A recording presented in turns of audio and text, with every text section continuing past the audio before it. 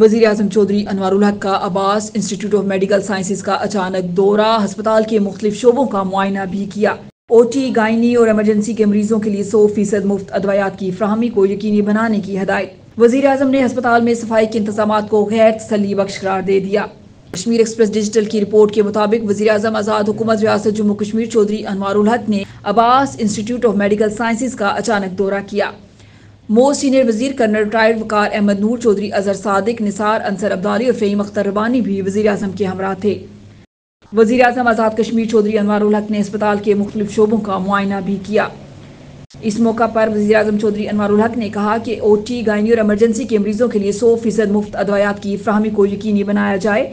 ادویات کی فراہمی اور ضروری آلات کی خریداری کے لیے اضافی فنڈز کی فراہمی کو بھی یقینی بنایا جائے گا۔ وزیر اعظم نے صفائی اور دیگر ضروری سٹاف کی کمی کو دور کرنے کے لیے فوری طور پر 20 کنٹینجنٹ اسامیوں کی فراہمی کا اعلان کیا۔